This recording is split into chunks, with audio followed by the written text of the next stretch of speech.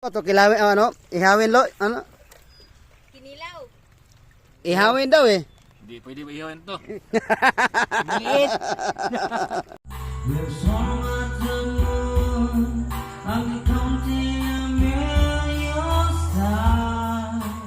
Alams na para saan to?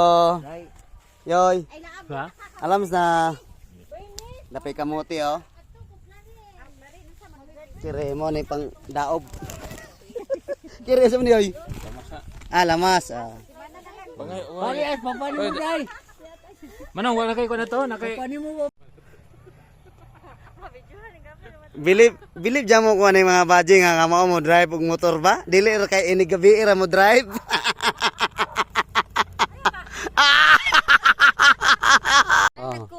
Model og lambay. Okay ra lambay basta di pasayan. Hoy, mo ra ba na may kanong may kashoot? Imong daga? Kuha pa to niabot. Lagi. Oh, wa pagibali. Wa pagibali. Ayan, ito na ha. Busy yung classmate natin. Asinsado na. Kung walang motor, kotse. Oh, painting. And repair sa mga motor. Maintenance. So this time, hindi siya nakasama doon sa kita-kita namin ng bagong mag-batch reunion kasi may gawa siya. So yun, kitang-kita sa pagmumukha ng mga kaibigan at batch natin at teacher, ang saya. Brendo, Rehas. So yun, hindi napansin ni Ma'am Heidi na nakabidyo tayo at si Brendo. Sa isa sa mga batch natin yan, bago magkaroon ng batch reunion, nagkita-kita kami sa isang lugar. So ayun, dahil inabot na tayo ng gabi, pumunta naman tayo dito sa isang classmate at batchmate natin na ayun, nakapaghanda na ng mga seafoods yun. Ang sarap ng sabaw nito guys, yung suwang kung tawagin sa amin, ewan ko kung anong tawag sa inyo dito.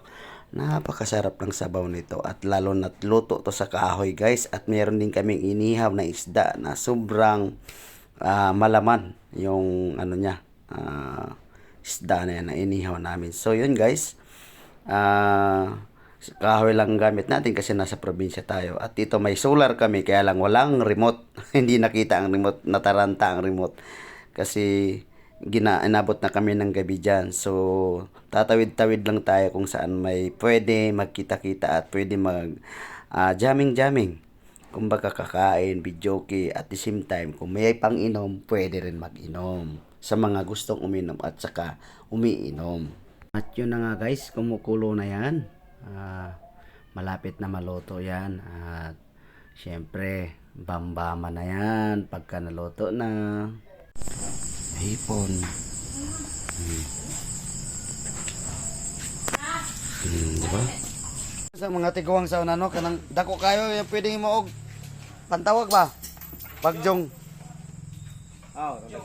Pagkatapos magluto at pagkatapos kumain, alam na, kantahan na yan. Ayan, mga singeres yan lang pag nakainom na.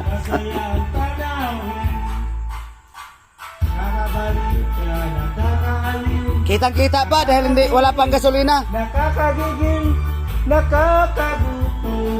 May mga classmate talaga tayo, mga singeres. Oo. Kumbaga pwede na natin silang isali sa tawag ng kalikasan. Tawag ng tanghalan. Lalo na itong si Agaw Iko na to. Grabe ang ganda ng boses nito. Nakakalaglag panty.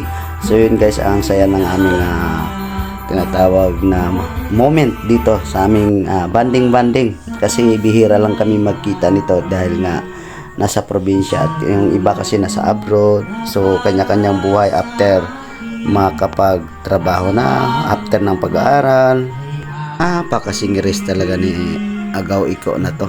Ang ganda ng boses, ang lamig, malamig pa sa hotcake.